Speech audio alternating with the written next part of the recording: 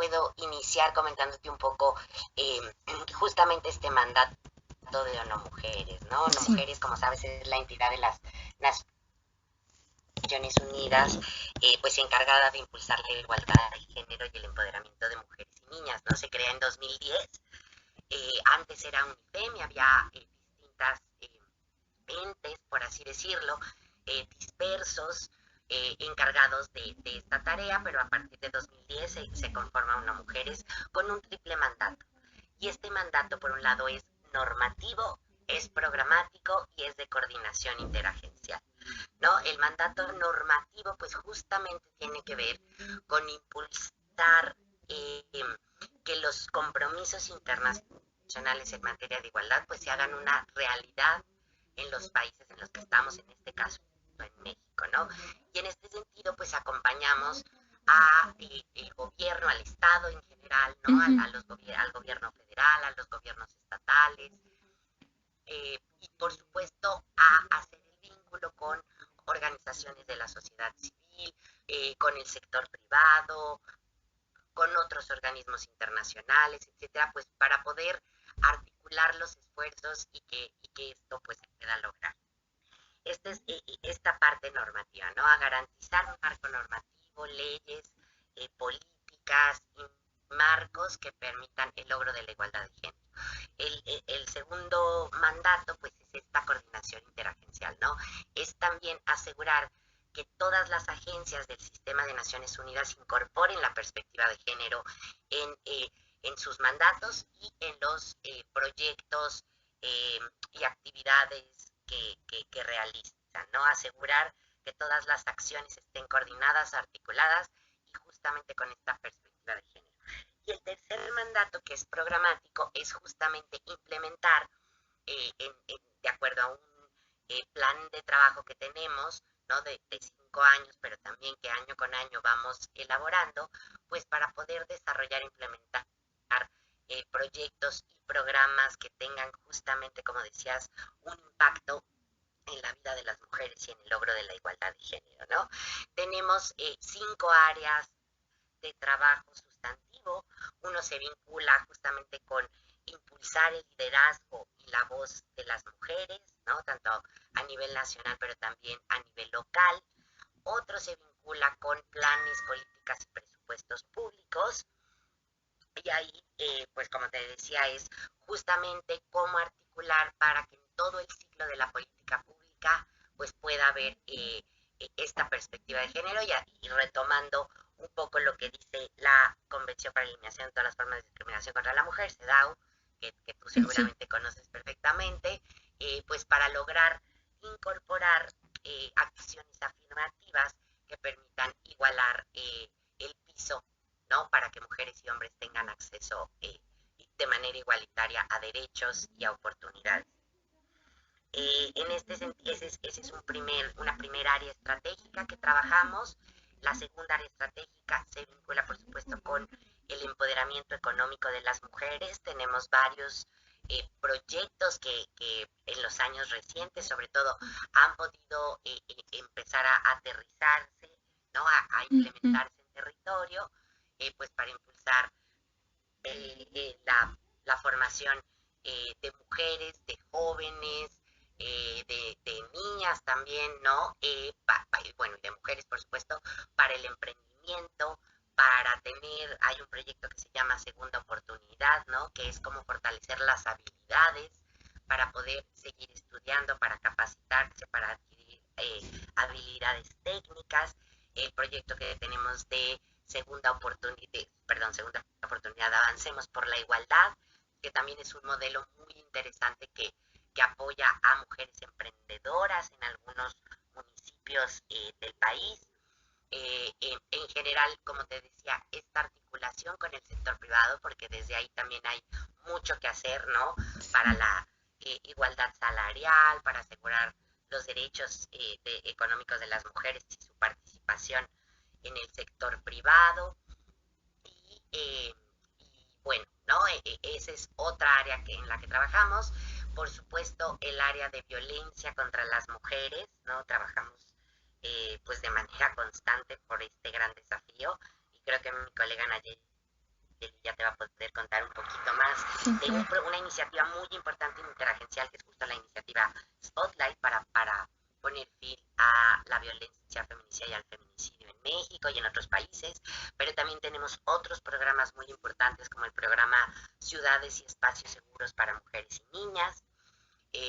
Trabajamos mucho también en colaboración con la academia para generar conocimiento y estadísticas, y que estas estadísticas pues puedan ser utilizadas para orientar el diseño, monitoreo y evaluación de políticas públicas. Decirte que en el tema de estadísticas concretamente, pues México tiene un liderazgo muy importante con el INEGI, con el INMujeres desde hace más de 20 años, ¿no? Que han impulsado temas de vanguardia y temas para hacer visible a partir de datos y estadísticas, pues estas brechas de desigualdad. Y es por ello que a partir de 2018 en México está el Centro Global de Excelencia en Estadísticas de Género, que es un centro pues único a nivel mundial entre ONU Mujeres y el INEGI, pues que se dedica a poder innovar en términos de metodologías, de fomentar la articulación y la cooperación técnica para el impulso de más y mejores estadísticas de género. Y una área que también recientemente estamos impulsando y dado que es prioritario, sabemos, para este gobierno, es el área de mujeres, paz y seguridad, y para impulsar que las mujeres pues tengan una participación mucho más eh, eh, visible, palpable y de impacto en justamente todos estos procesos de construcción de paz y de solidaridad social, por así decirlo, ¿no? Entonces, básicamente esas son las áreas en las que trabajamos, te digo, muy de la mano con sociedad civil, muy de la mano con otros organismos internacionales y con el gobierno, ¿no? Tratando de tender estos puentes y de acompañar las iniciativas. Trabajamos con el legislativo, trabajamos con el poder judicial. Entonces, pues ese es un poco el panorama.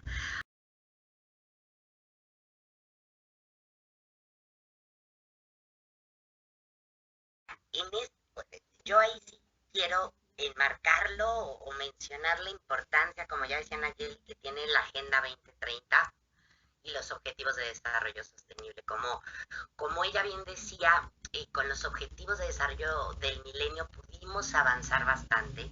Sin embargo, veíamos que la perspectiva de igualdad de género estaba de alguna forma un poco acotada, ¿no? Hubo importantes avances, sin duda, pero con la Agenda 2030 en 2015 y con los acuerdos de este acuerdo tan importante a nivel global, pues se abre la posibilidad de que el género quede muy claramente y con el compromiso establecido en esta agenda, que sea de manera transversal en los 17 objetivos, además de contar con un objetivo específico que es el ODS 5, ¿no?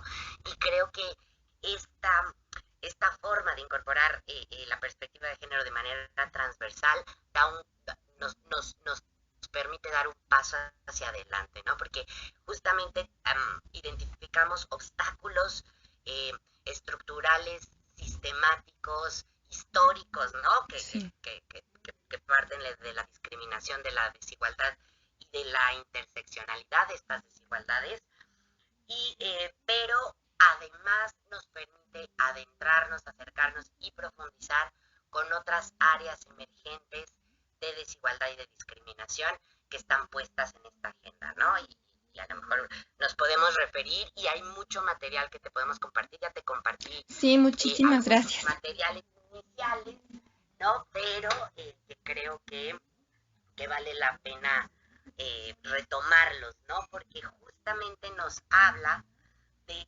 cómo el género y esta visión de interseccionalidad tiene que estar en todos y cada uno, y nos pone ejemplos muy concretos, ¿no? Si me preguntas obstáculos estos que te digo que nos están afectando y ahora en el marco de COVID creo que se hacen todavía mucho más más complicado. evidentes y más complicados todavía, pues estaríamos hablando de la violencia contra las mujeres, que yo creo que ahí Nayeli te va a poder comentar a mayor profundidad, pero también estamos hablando con el trabajo de cuidados, ¿no?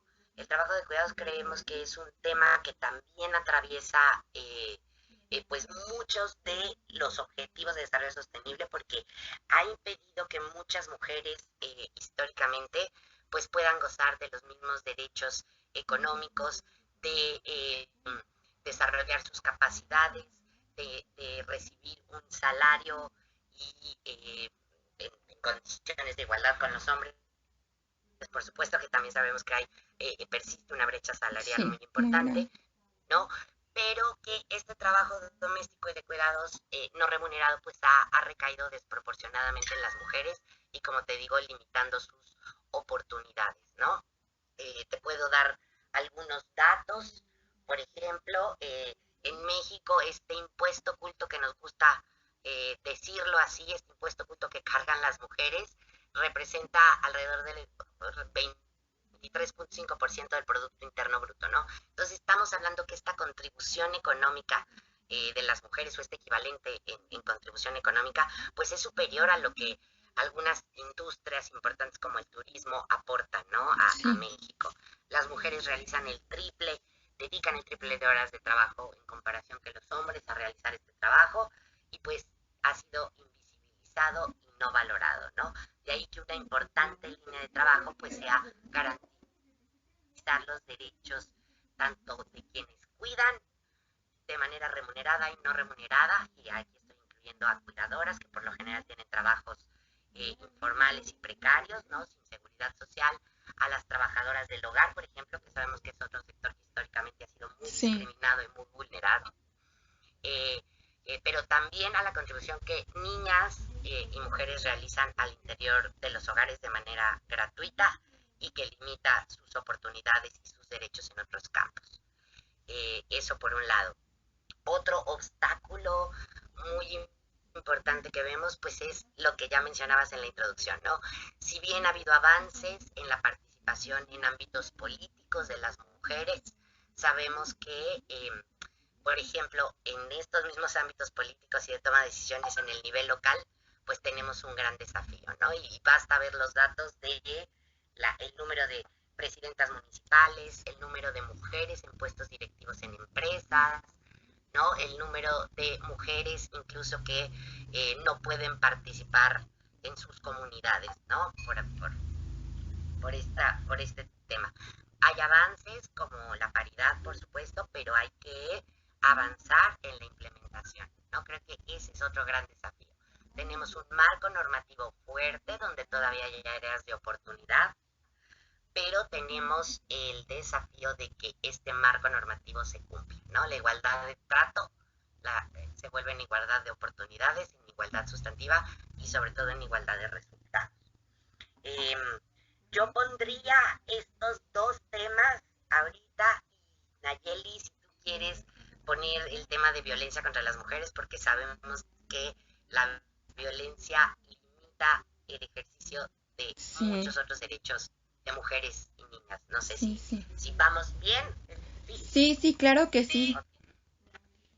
Muchísimas gracias, querida Tere, por la buenísima introducción. Pues sí, lo que es muy importante es esto que se comenta de que la igualdad de género en la Agenda 2030 es reconocido como un objetivo transversal, dinamizador, que a diferencia de los objetivos de desarrollo del milenio se acepta de manera muy clara y muy consistente que no hay posible desarrollo sin la mitad de la población del mundo, más de la mitad de la población del mundo, y eso está además plasmado en la agenda. Entonces, al ponerlo como un objetivo dinamizador, también creo que hay como un compromiso al más alto nivel. Luego nos pasa como en los temas de transversalidad, hay que siempre ponerlo al frente porque si no se queda atrás o no se queda en ninguna parte, ¿no? Entonces, eso es algo fundamental. También otro aspecto que me parece relevante en la Agenda 2030 en temas de violencia es la vinculación entre el objetivo 5 y el objetivo 16 en materia de como transversalizar no solo la violencia contra las mujeres, sino este enfoque de delitos graves, delitos criminales, lo cual es un carácter que a veces no se le da a la violencia contra las mujeres, que como que históricamente se le ha considerado sido más un tema de carácter privado cuando nunca lo ha sido, pero que es un asunto que me parece que es mucho más claro en esta agenda de desarrollo, ¿no? Y aquí en materia de violencia contra las mujeres sí es muy relevante que la iniciativa Spotlight, no porque es en la que yo trabaje, sino porque se está empujando fuertemente el trabajo interagencial, es decir, sí llevamos agencias técnicas especializadas, pero se está trabajando mucho desde la perspectiva de la reforma de Naciones Unidas, ¿no? Entonces es ya la idea de trabajar de manera conjunta, luego con los retos de la interagencialidad que pueda tener, porque tenemos siempre abordajes o percepciones diferentes de las cosas, pero sí hay un reconocimiento como muy sólido, muy consolidado del papel de ONU Mujeres dentro del sistema de Naciones Unidas. Y esto, más allá de la relevancia de que a mí me merece todo el compromiso a la institución a la que pertenezco, es porque es muy claro el papel muy fundamental que tiene la agencia para transformar todos los otros objetivos, ¿no? Y de manera muy específica en violencia contra las mujeres, esta iniciativa trabaja en feminicidio en Latinoamérica, pero en muchos otros temas muy indispensables en cada uno de los continentes, ¿no? O sea, por ejemplo, en Pacífico tratan el tema de trata, en África el tema de mutilación genital, entonces hay como un abordaje, sí, a nivel mundial, pero también a nivel local, y cada programa país hacemos una apropiación de cómo resolver pues una parte del problema de violencia contra las mujeres, ¿no? Entonces, en ese sentido, es muy relevante que sí reconocemos que hay un gran trabajo en materia de derechos, en los marcos normativos en el mundo, pero también creemos que sigue faltando, ¿no? Entonces, hay como muchos retos que ya están establecidos desde la CEDAW, desde las convenciones continentales, que aún siguen siendo poco claros, poco consistentes o poco exigibles en los países, ¿no? Entonces que ahora estamos tratando de renovar los compromisos con las convenciones marco y renovar también, como a través de la Agenda 2030, la vinculación con otro tipo de violencia contra las mujeres, como puede ser el matrimonio infantil, como puede ser, bueno, ya lo mencionaba, el trabajo doméstico, no remunerado, como todas las dinámicas sociales que pues ponen a las mujeres en una situación de mayor vulnerabilidad, ¿no? Salud sexual y reproductiva se ha trabajado en México mucho también en el tema de violencia obstétrica, y de alguna manera siempre hemos ido teniendo una visión como mucho más amplia, no solo del derecho y de la violencia contra las mujeres, sino de cómo es tan indispensable trabajar de manera muy precisa en todas las formas de violencia, ¿no? Porque a veces pareciera como que siendo una violencia pues feminicida de altísimo riesgo, pues no es trascendental, ¿no? Y entonces aquí, a pesar de que Spotlight es específicamente para feminicidio, también estamos tratando de hacer pues mostrar otras formas de violencia que también son feminicidas y que de repente escapan al conocimiento público, ¿no? Por ejemplo, este trabajo que justo hacíamos Tere y yo vinculado en materia de lesiones, donde hay lesiones que en términos normativos parecieran lesiones de menor gravedad, que son, pueden ser claramente lesiones feminicidas, como los estrangulamientos, por ejemplo, ¿no?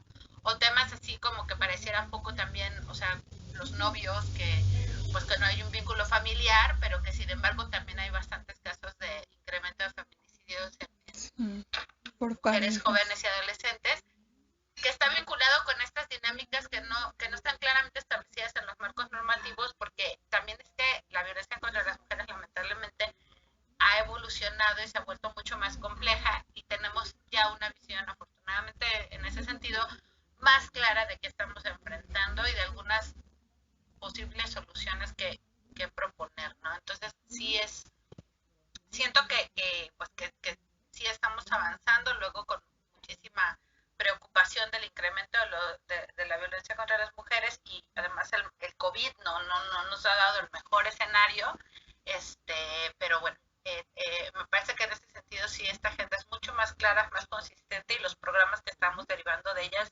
también.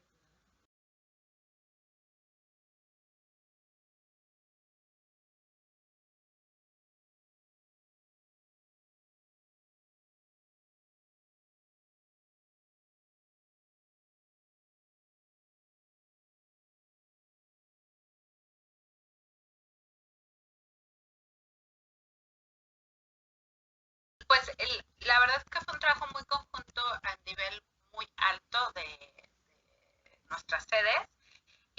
La Unión Europea tenía interés en tener una alianza global contra la violencia contra las mujeres de gran tamaño y también Naciones Unidas. Entonces hubo un diálogo pues a nivel headquarters con ambas instituciones y de ahí se derivó a una alianza global sin precedentes, histórica, de 500 millones de euros.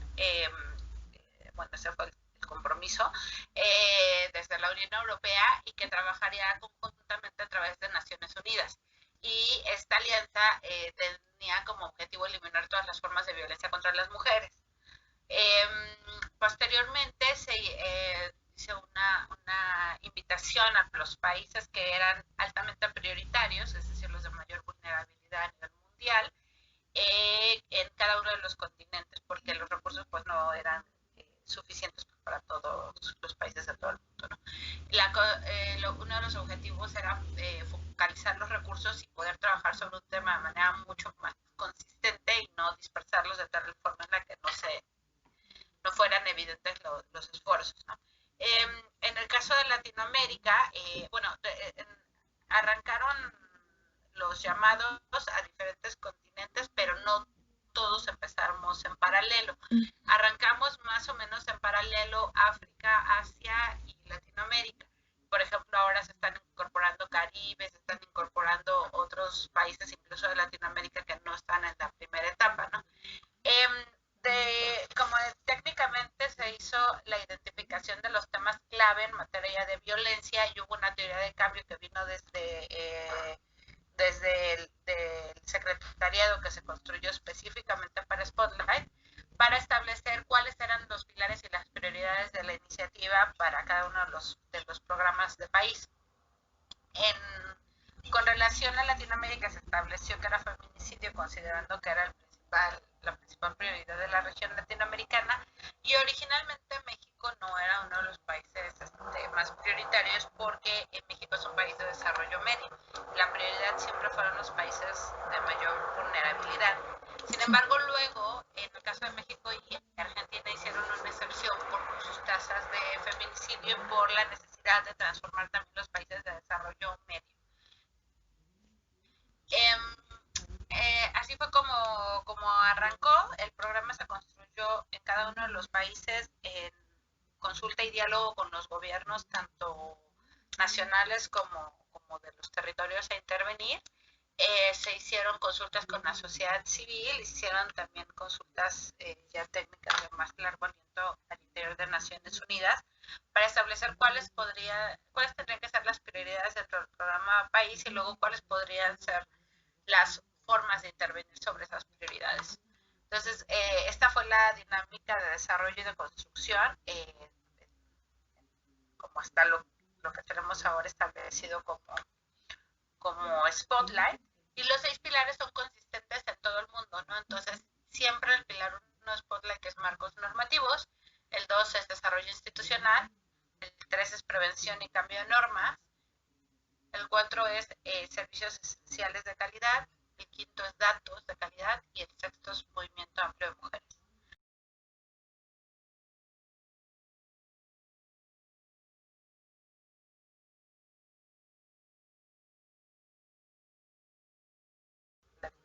No sé si me falta alguna parte.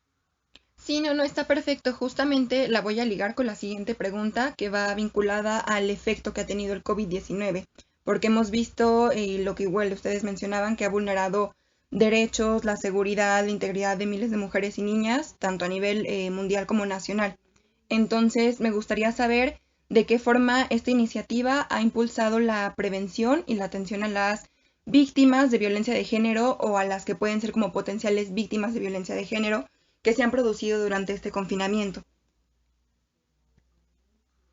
Bueno, yo creo que el trabajo de la iniciativa, lo menciono yo y quizás ahorita Tere pueda vincularlo con el trabajo de la oficina en materia de COVID, pero específicamente el trabajo de la iniciativa lo que hicimos fue una revisión del presupuesto para poder establecer fondos en materia de COVID, porque originalmente pues no era parte del programa país, solicitamos aprobación y todo esto se hizo al inicio de la emergencia por un llamado que se hizo a nivel mundial para responder al COVID, y dentro de las prioridades del plan COVID que se diseñaron conjuntamente con las agencias, la Unión Europea y los gobiernos, fue trabajar en acercar kits para las de protección personal para las organizaciones e instituciones que atienden a las mujeres víctimas de violencia en este momento, y para mujeres, adolescentes, niñas y bebés que están en los refugios. También se trabajó en una campaña que hubo un video a nivel nacional que fue bastante visible y público con relación a fortalecer la denuncia y la prevención de violencia feminicida contra las mujeres y las niñas. Se estableció un call to action muy consistente de pide ayuda, prepara tus papeles, sal de tu casa, o sea, una cosa que va contraria a algunos discursos que hubieron en México de no salir, ¿no? De quedarte ahí. Sí, exactamente. En este caso, Spotlight fue muy consistente junto con sus socios de no, la violencia feminicida no va a cesar, sal de tu casa, y establecimos como la ruta de fortalecer las redes entre mujeres que se están construyendo pues antes de la epidemia. Digo, de repente se nos parece que eso fue en otra vida, pero se ve un movimiento de mujeres amplio y sólido que se manifestó el 8 de marzo, y un poco tratamos de apelar a ese recuerdo y a que seguimos, que no estamos solas, ¿no? Ese fue el principal hashtag que estuvimos posicionando. Esta campaña continúa todavía en radios y en televisión local, y bueno, la seguiremos también reproduciendo. También se hicieron capacitaciones con las personas que atienden llamadas del 911 para fortalecer la atención, para fortalecer los recursos que tienen para prevenir la violencia feminicida, o sea, el escalamiento de la violencia contra las mujeres, de manera más consistente, porque hubo un incremento muy fuerte entre operadoras y operadores de la línea, ¿no? Entonces esto se hizo virtualmente de manera conjunta con todos los territorios Spotlight, y se amplió la invitación a otros territorios no Spotlight.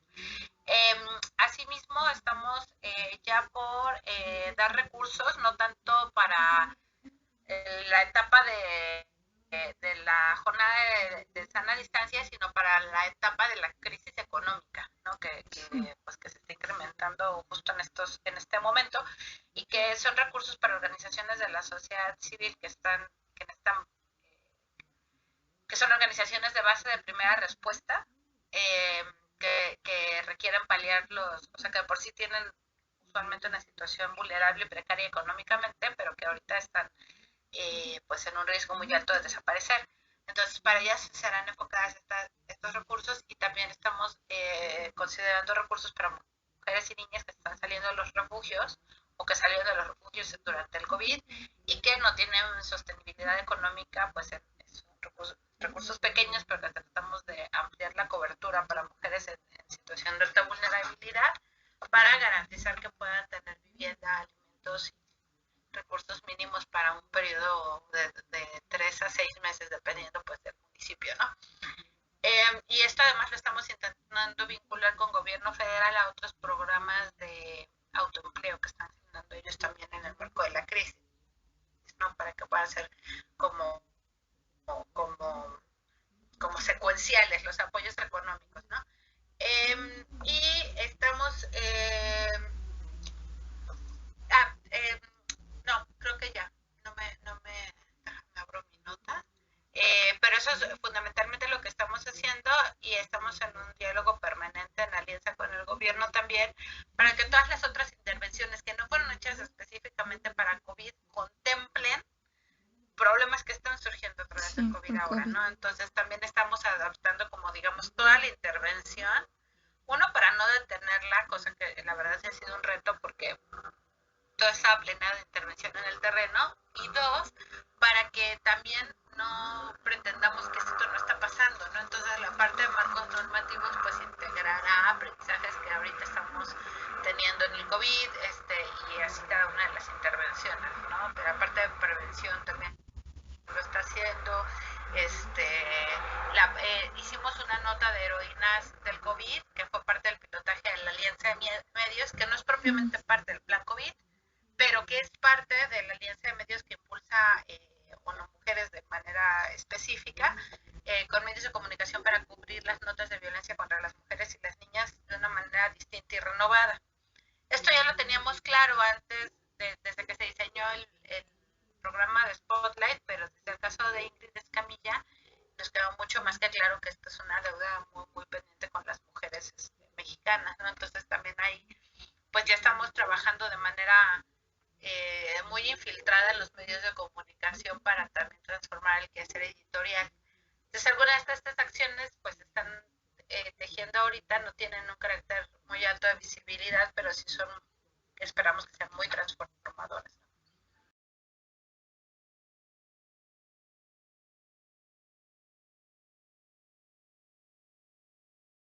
No, pues sí, mira, realmente, ay, Dios, lo que te venía diciendo, Valeria, pues el COVID vino a poner de manifiesto de manera muy dramática la situación ya de por sí de vulnerabilidad, Sí. desigualdad y discriminación, ¿no?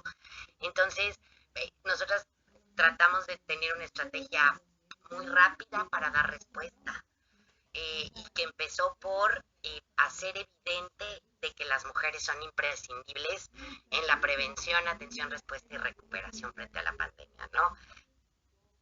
Si dejamos fuera, como decía Nayeli, a la mitad de la población de este proceso, pues no va a poder haber una recuperación real de los países, de las sociedades, del tejido social, de las economías, etcétera, ¿no? Reconocer también que este impacto de COVID pues es diferenciado, está afectando más a mujeres y niñas en muchos campos, eh, sobre todo a mujeres y niñas que ya estaban en una situación previa de vulnerabilidad, ¿no? Mujeres que ya más del 60% de las mujeres en México están en el sector informal sin ninguna seguridad social, a todas estas mujeres que están en la primera línea de respuesta a la emergencia, ¿no? En el sector sanitario. Sabemos que en el mundo 70% del personal de enfermería y social son mujeres. En México son cerca del 80%, 79%.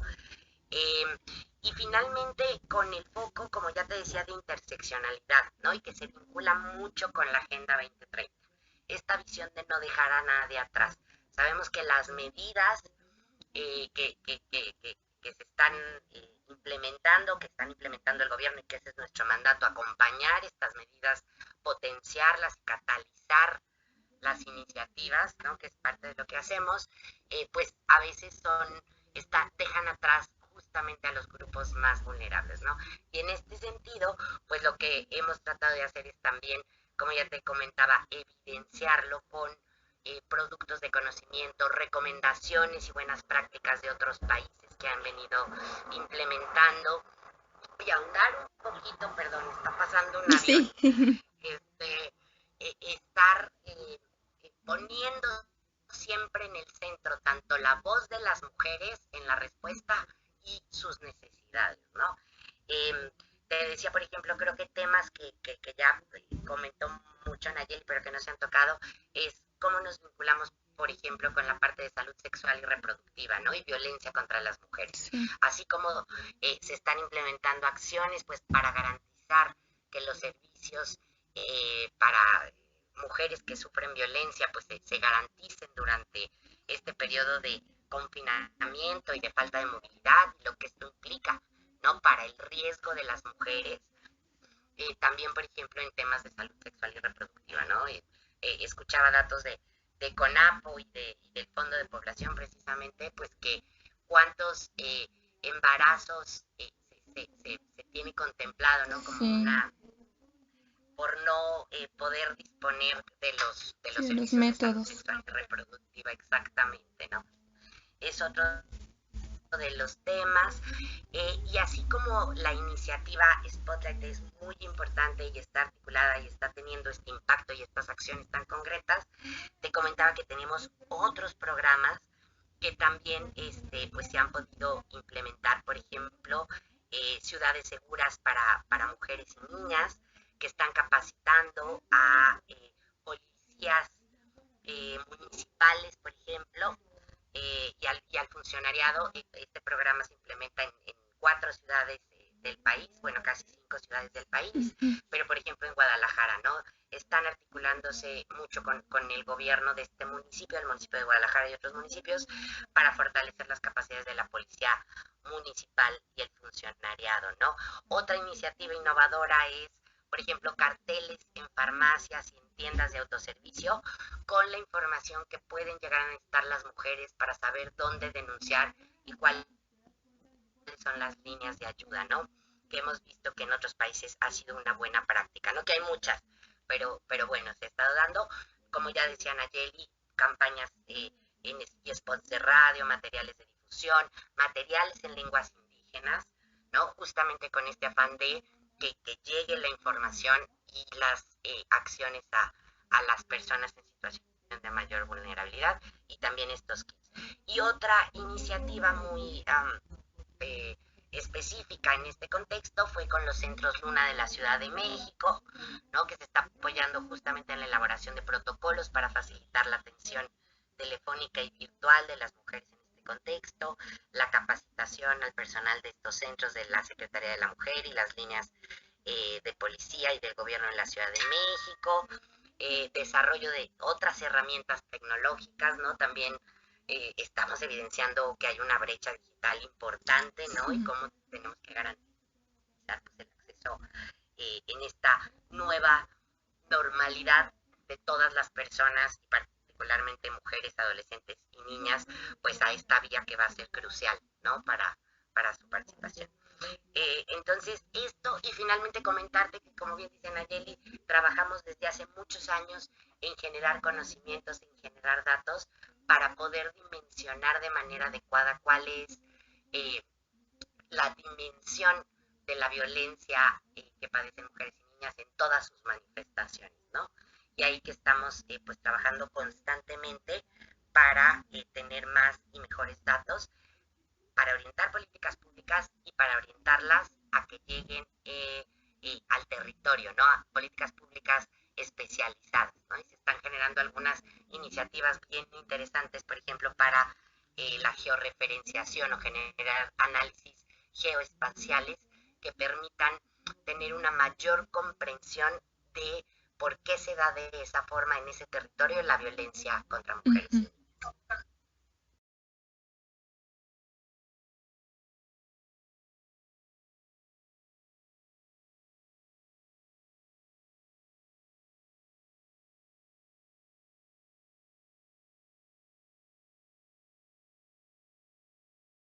Mira, yo muy brevemente, ¿no? A ver, bien decíamos que tenemos un marco normativo fuerte, pero hay que fortalecer también la gobernanza para la igualdad. ¿Y a qué me refiero? A todas esas mecanismos, instrumentos, tanto del gobierno federal, de vinculación con los otros poderes del Estado, pero también una importante articulación con los niveles de gobierno, ¿no? Me parece que hay un gran desafío, la parte de articulación de las políticas nacionales con las políticas y los presupuestos, que es muy importante, que se están desarrollando en el nivel estatal y en el nivel municipal. Ahí me refiero a la armonización de leyes y de normas, me refiero también a la armonización de ciertas políticas y medidas, y a esta parte de los presupuestos. Creo que ahí hay un desafío, y estoy reflexionando, ¿eh? Sí, claro. Si quieres, Nayeli, yo le abonar a esta parte donde están los desafíos más importantes.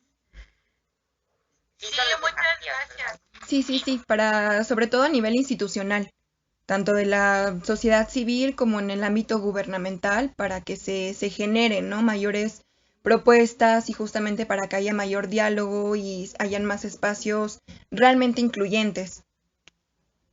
Ya, claro. Muchas gracias. Pues mira, yo creo que parte de los retos para fortalecer la vinculación y el trabajo como desde un enfoque de Estado, no tanto de gobierno o de autoridad o de tercer sector, sino más estructural para transformar la violencia contra las mujeres y las niñas y el adelanto de las mujeres y las niñas.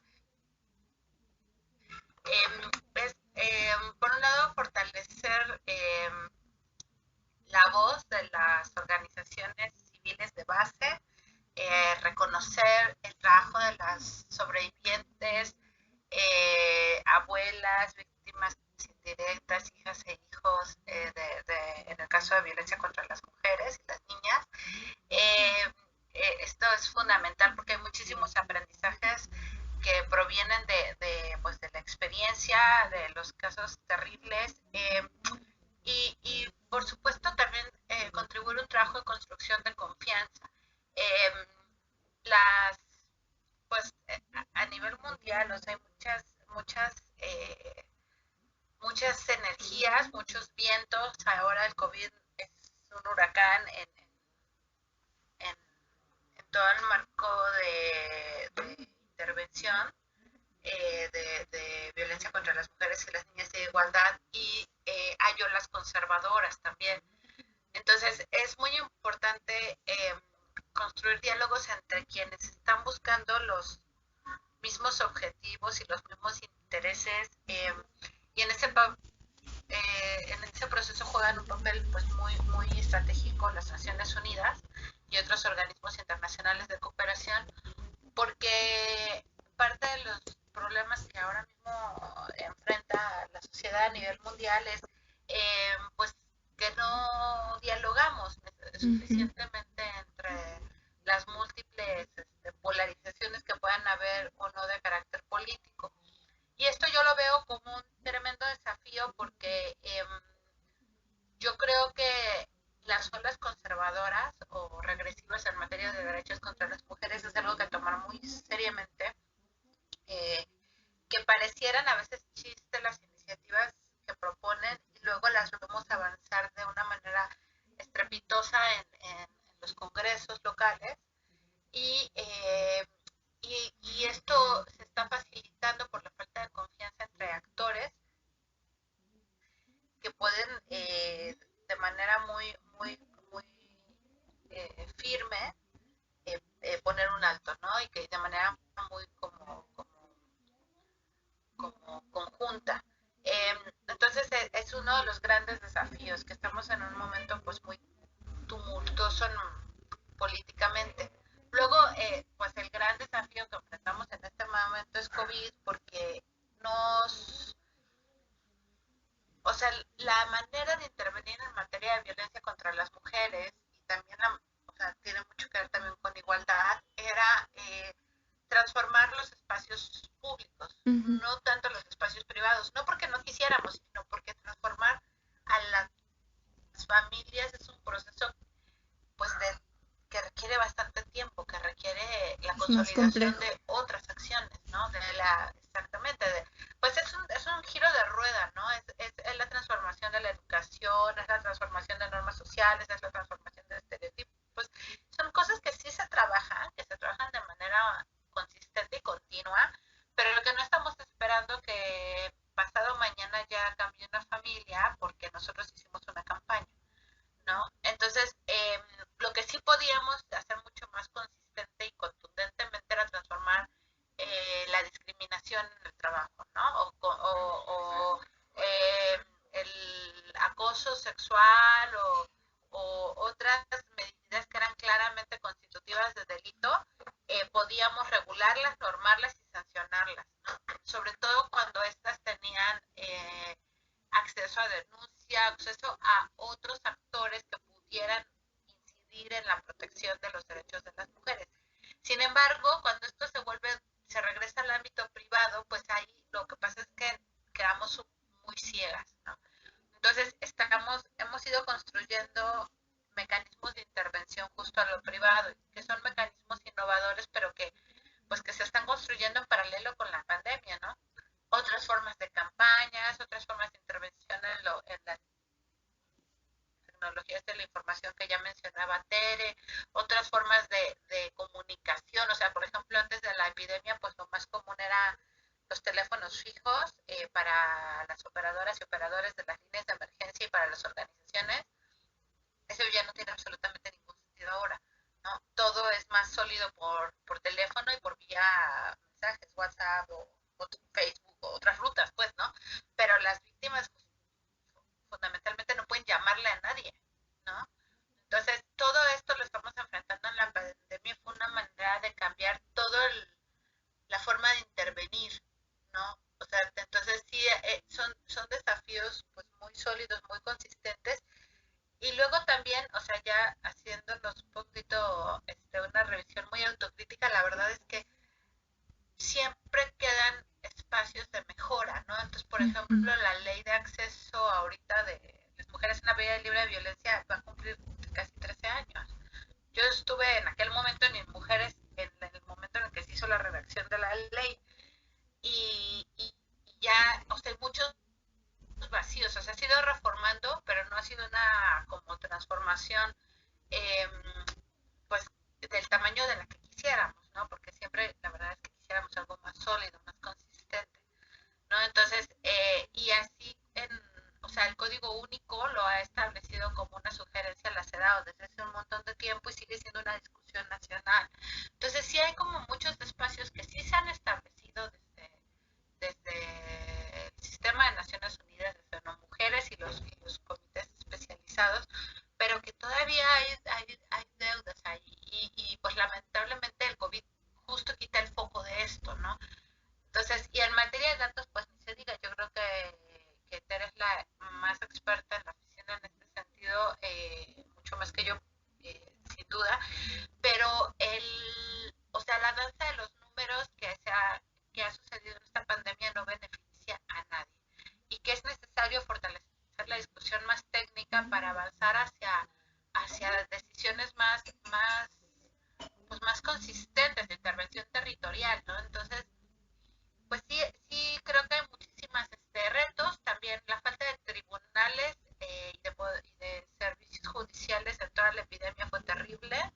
O sea, siguieron sacando órdenes de protección en donde pedían que se presentara la víctima en los tribunales, en lugar de hacerlo virtual a distancia. O sea, han habido muchos retos de transformación de cómo intervenir con las víctimas para garantizar su seguridad, ¿no? Entonces, lamentablemente esto es algo que va a ser muchísimo más evidente en el corto y mediano plazo. Y en las mujeres ya lo estamos previendo, ya lo estamos visualizando, pero pues no es algo o sea, también va a haber una transformación social e institucional de muchas, o sea, de la vida misma con esta emergencia y no vamos a ser las mismas personas que entramos las que salimos, ni las instituciones. Sí, claro. Y bueno. Perdón. No, sí, adelante. Muy rápido. Y como lo dice mi mujer, es eso.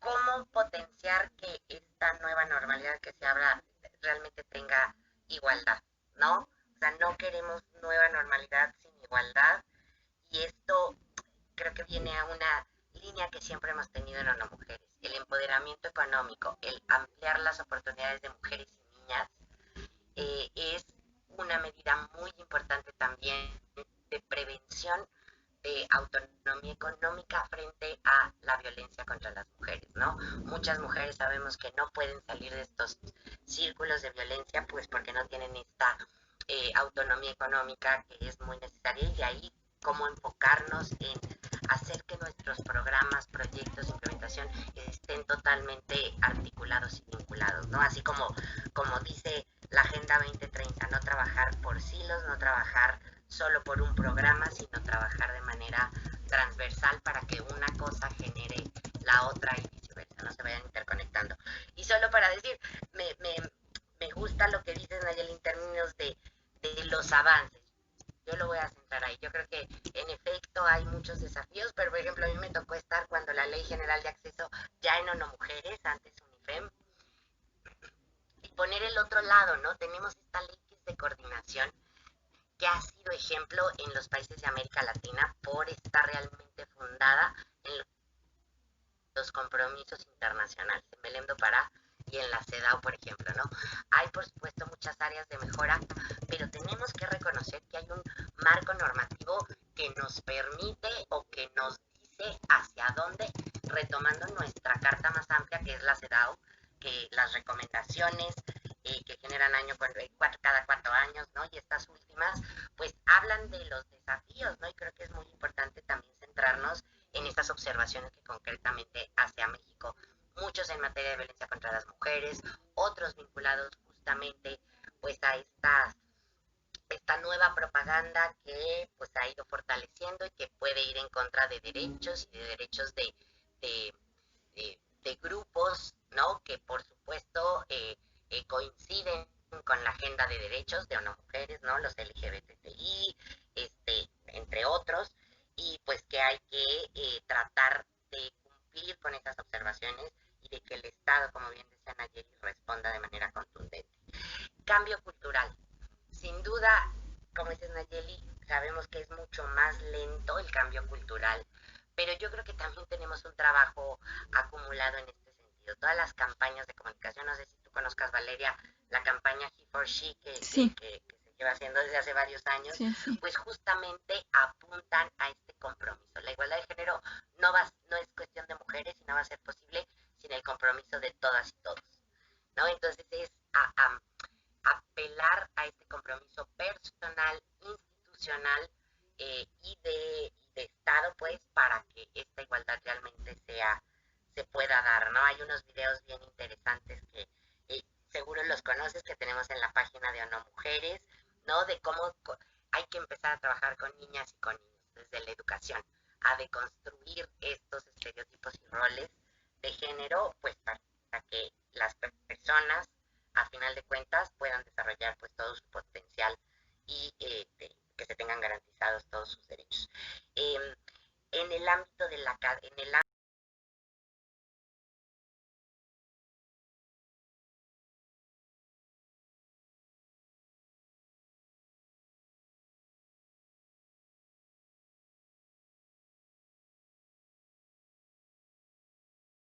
en efecto, hay, hay mucho que hacer en términos de garantizar, pues no solo los datos, sino acuérdate, los datos que se generen y las estadísticas, Sí, que sea palpable pues realmente. de mejor forma, pero siempre orientadas al uso, ¿no? A que estén basadas en mejorar los procesos de atención, los procesos de prevención a lo largo de la cadena de justicia. Entonces, ahorita lo que tenemos es, yo creo que no es que haya una danza de cifras como tal, y vamos a sacar, perdón, ese anuncio pronto, un estudio sobre violencia feminicida en México que llevamos haciendo desde 2010, Ujú. donde justamente mostramos que para analizar el fenómeno pues hay muchas fuentes de información, ¿no? Antes, me acuerdo con la ley que sacó Nayeli, no me acordaba, pues no podíamos saber siquiera cuántos feminicidios había, cuántos homicidios había, ¿no? Entonces tuvimos que empezar a eh, pues fortalecer la ENDIRE, ¿no? Que sabemos que es una encuesta muy sólida, ¿no? Y que nos deja ver a nivel nacional y en las entidades cómo está el tema de la violencia en distintos ámbitos y modalidades, pero también a ver qué pasaba con los registros administrativos, ¿no? Para saber cuántas defunciones femeninas con Ujú. presunción de homicidio había, y ahora este trabajo acumulado de muchas personas y de muchas instituciones, pues ahora ya tenemos eh, con, con, con áreas de oportunidad sin duda, pero ya tenemos, por ejemplo, mes con mes, la cifra que nos da el Secretariado Ejecutivo del Sistema Nacional de Seguridad Pública sobre feminicidios y homicidios dolosos de mujeres, ¿no? Y eso nos da, y a nivel de entidad federativa, etcétera, y eso nos da más argumentos y evidencias empíricas de qué necesitamos hacer en términos de política pública para prevención, erradicación y sanción, ¿no? Pero de ahí vienen muchos desafíos, pero creo que así como hemos avanzado, también tenemos que seguir trabajando de manera Sí. articulada. Sí, sí, sí, y yo creo que en parte con esto que comenta, respondió parte de la última pregunta, que justamente va enfocada en nosotros como sociedad, ¿no? Sobre todo por este ámbito cultural, la dinámica de mentalidad, ¿no? Que todavía falta modificar en muchas veces, cómo es que nosotros podemos fomentar, ¿no? El empoderamiento de las mujeres, también reducir estas prácticas de, sobre todo por los estereotipos, ¿no? De roles de género que aún siguen y que siguen fomentando esta desigualdad de género. Entonces, creo que es como esta parte de nosotros, de como sociedad, como dice, ¿no? Cada quien desde su trinchera, cómo pueden fomentar, ¿no? El empoderamiento de la mujer para que realmente empiece a reducirse esta desigualdad de género y podamos en algunos años decir, ya estamos más, ¿no? Más adelante. Ah, totalmente de acuerdo, ¿no? Y este cambio cultural, te digo que eh, a veces parte del reconocimiento propio, del pararse, está tan naturalizada la desigualdad y la Sí, discriminación y estos roles y la violencia, lamentablemente, que a veces ni cuenta se dan. Entonces estamos impulsando esta parte de también masculinidades positivas. Es lo que te decía, a veces se enfoca todo en que las mujeres incluso no se hagan responsables, a veces hasta se les responsabiliza sí, de esto cuando la igualdad es un asunto de todas y todos. La corresponsabilidad al interior de los hogares que ya hablábamos, ¿no? No es que las mujeres automáticamente naturalmente sean más adecuadas para el trabajo de cuidado, ¿no? Es esta construcción eh, de lo que se valora masculino y femenino, de esta estructura de poder, ¿no? Que nos atraviesa de manera, te digo, estructural y sistemática en nuestras sociedades, en todas partes del mundo, no solo en México, pero que hay que empezar justo a desarmarla, ¿no? A desarmarla, porque la igualdad de género beneficia a todas y todos. Y la agenda, y ahora sí que concluimos como iniciamos, ¿no? sí, La agenda de desarrollo sostenible es bien clara. No puede haber desarrollo y menos ser sostenible sin la igualdad de género, ¿no? Y sin la igualdad de resultados. Te digo, no basta en la parte normativa, no basta ir abriendo ciertas oportunidades cuando en los hechos, en nuestra vida cotidiana, en las relaciones que tenemos en la escuela, en el ámbito laboral, eh, con nuestras parejas, en el ámbito de las familias diversas que hay, ¿no? También ya tenemos que empezar a cambiar este constructo de una familia sí, única, ¿no? Monoparental, monogámica, no, más que monogámica, heterosexual, ¿no? Todas estas construcciones que tenemos que empezar a hablar de familias, tenemos que empezar a hablar de interseccionalidad, lo que te decía, no basta con la igualdad, garantizar la igualdad de género si no estamos considerando otros ejes de desigualdad que se van sumando, ¿no? Y estamos hablando del estatus migratorio, de la orientación sexual, de la identidad de género, de el ámbito de residencia, del estatus económico, ¿no? Teniendo brechas de desigualdad de mujeres que viven en pobreza y que en los materiales que te mandé se ven súper claro, ¿no? Las sí, privaciones que viven mujeres y cómo se van acumulando. Creo que tenemos que empezar por ahí. Y como decía, tener este mensaje, articular eh, los puntos en común, destacarlos y pues abonar de manera sostenida, ¿no? En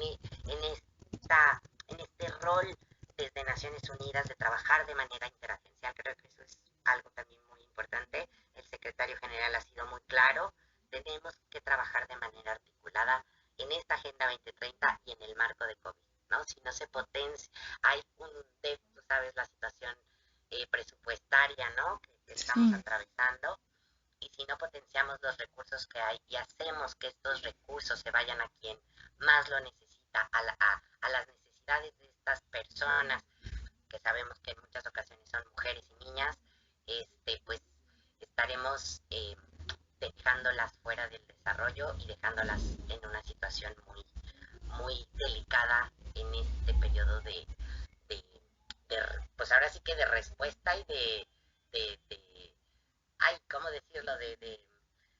reestructuración económica desde lo más profundo, ¿no? Sí, justamente es pues precisamente para atender, ¿no? Al lema, al propósito principal de la agenda, que es el no dejar a nadie atrás, ¿no? Y esto sí, como usted menciona, es pues precisamente ver desde todas las ópticas, ¿no? E involucrar a todos los actores que por muchos años han estado vulnerables, a lo mejor ya en algunos donde ya han habido ciertos avances, pero que todavía falta, ¿no? Para que realmente cuando llegue el límite de tiempo establecido para esta agenda, realmente más allá de los números sea palpable, ¿no? Esta realidad, que te enseñe la cifra y tú realmente lo puedas ver, ¿no? El avance tanto en igualdad de género y en todos los objetivos que se tienen, ¿no? Hambre cero, una educación para todos, que realmente se llegue, ¿no? A todas las personas para las cuales fue hecha la agenda. Y pues bueno, no sé si le gustaría terminar con algún comentario rápido y general nada más para concluir o así está bien. No, que digo, me quedé pensando también en el medio ambiente, ¿no? Y creo que la Sí, agenda también es muy clara, ¿no? Es en las personas, pero también en el planeta. Y tenemos que pensar esto de manera interconectada, sin duda, para eso están los objetivos.